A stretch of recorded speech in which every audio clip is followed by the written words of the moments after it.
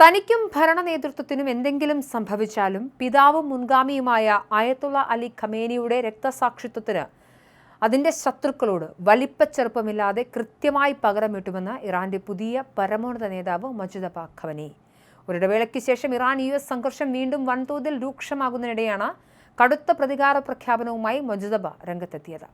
ഓരോ ശത്രുവിനും നേതാക്കളെ വധിച്ച കൊലയാളികൾക്കുമെതിരായി കൃത്യമായ പട്ടിക തയ്യാറാക്കിയിട്ടുണ്ടെന്നും ആഗോളതലത്തിൽ തന്നെ ഓരോരുത്തരും ഈ ദൗത്യം ഏറ്റെടുത്ത് നടപ്പാക്കുമെന്നും അദ്ദേഹം ടെലഗ്രാം അക്കൗണ്ടിലൂടെ സന്ദേശം അറിയിച്ചു.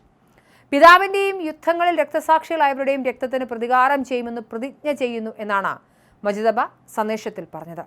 ഖമേനിയുടെ മരണത്തിന് പ്രതികാരം ചോദിക്കുക എന്നത് രാജ്യത്തിന്റെ ആവശ്യമാണെന്നും തങ്ങളത് തീർച്ചയായും നടപ്പാക്കുമെന്നും അദ്ദേഹം പറഞ്ഞു. പിതാവിന്റെ വിലാപയാത്രയിൽ പങ്കെടുത്തവർക്ക് അദ്ദേഹം നന്ദി പറയുകയും ചെയ്തു.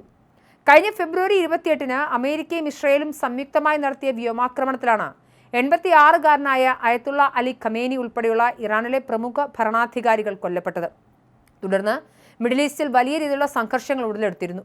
ദശലക്ഷക്കണക്കിന് ജനങ്ങൾ പങ്കെടുത്ത 6 ദിവസം നീണ്ടുനിന്ന അതിവിപുലമായ വിലാപയാത്രകൾക്കൊടുവിൽ ഖമേനിയുടെ മയ്യത്ത് ജന്മദേശമായ മഷ്ഹദിലെ ഇമാം റിസ കുടീരത്തിൽ ഖബറടക്കി. മയ്യത്ത് നമസ്കാരത്തിന് സഹോദരൻ മുസ്തഫ ഖമേനിയാണ് നേതൃത്വം നൽകിയത്. എന്നാൽ വൻ സുരക്ഷാ ആശങ്കകൾക്കും കടുത്ത അഭ്യൂഹങ്ങൾക്കുമിടയിൽ പുതിയ പരമോന്നത നേതാവായ മുജ്തബ ഖമേനി സ്വന്തം പിതാവിന്റെ അന്ത്യകർമ്മങ്ങളിൽ പങ്കെടുക്കാതിരുന്നത് വലിയ ദുരൂഹതകൾക്ക് വഴി തുറന്നിരുന്നു. ഫെബ്രുവരി 28-ലെ അതേ US ഇസ്രയേൽ ആക്രമണത്തിൽ മുജ്തബയ്ക്കും ഗുരുതരമായി പരിക്കേറ്റിരുന്നു. വധശ്രമത്തിൽ അദ്ദേഹത്തിന്റെ മുഖത്തിന് ഗുരുതരമായ വൈരൂപ്യം സംഭവിക്കുകയും കൈകാലുകൾക്ക് പരിക്കേൽക്കുകയും ചെയ്തതായി രാജ്യാന്തര മാധ്യമങ്ങളും റിപ്പോർട്ട് ചെയ്തിരുന്നു. നിലവിൽ അദ്ദേഹം ഒരു രഹസ്യ കേന്ദ്രത്തിൽ സുഖം പ്രാപിച്ചു വരികയാണെന്നാണ് ഔദ്യോഗിക വിശദീകരണം. അച്ചടിച്ച പ്രസ്താവനകൾ മാത്രമാണ് ഇപ്പോൾ മുജ്തബയുടെ പേരിൽ പുറത്തുവരുന്നത്. വീണ്ടും ഒരു ആക്രമണം ഉണ്ടാകുമെന്ന ഭയത്താൽ സുരക്ഷാ ഏജൻസികൾ അദ്ദേഹത്തിന്റെ പൊതുപരിപാടികൾ പൂർണ്ണമായും വിലക്കിയിട്ടുണ്ട്. എന്നാൽ സ്വന്തം പിതാവിന്റെ സംസ്കാര ചടങ്ങിൽ പോലും മാധ്യമങ്ങൾക്ക് മുന്നിൽ വരാൻ കഴിയാത്ത വിധം മുജ്തബയുടെ ആരോഗ്യനില അത്രമേൽ മോശമാണോ എന്ന ചോദ്യമാണ് ഇപ്പോൾ ശക്തമാകുന്നത്. രാജ്യത്തെ ഏറ്റവും സ്വാധീനമുള്ള സൈനിക വിഭാഗമായ ഇസ്ലാമിക് റവല്യൂഷണറി ഗാർഡ്സിന്റെ പൂർണ്ണ പിന്തുണയോടെയാണ് മുജ്തബയെ പുതിയ പരമോന്നത നേതാവായി പുരോഹിത കൗൺസിൽ പ്രഖ്യാപിച്ചത്. എന്നാൽ പുതിയ നേതാവ് ജനങ്ങൾക്ക് മുന്നിൽ വരാതിരിക്കുന്നത് ഇറാനിലെ ഭരണ സംവിധാനത്തിന്റെ ആത്മവിശ്വാസക്കുറവായാണ് വിലയിരുത്തപ്പെടുന്നത്. അതിനിടെ ഇറാന് മേൽ പുതിയ കടുത്ത സാമ്പത്തിക ഉപരോധം അമേരിക്ക പ്രഖ്യാപിച്ചതാണ് ഇറാന്റെ പെട്ടെന്നുള്ള പ്രകോപനത്തിനും കാരണം.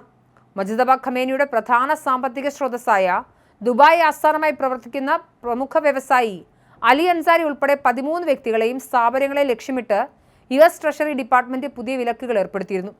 IRGCക്ക് വൻതോതിൽ സാമ്പത്തിക സഹായം നൽകിയെന്നും പൊതുപ്പണം ദുരുപയോഗം ചെയ്ത് വിദേശ രാജ്യങ്ങളിൽ റിയൽ എസ്റ്റേറ്റ് നിക്ഷേപങ്ങൾ നടത്തിയെന്നുമാണ് അൻസാരിക്കെതിരെയുള്ള കുറ്റം. നേരത്തെ ബ്രിട്ടനും ഇയാൾക്കെതിരെ ഉപരോധം ഏർപ്പെടുത്തിയിരുന്നു.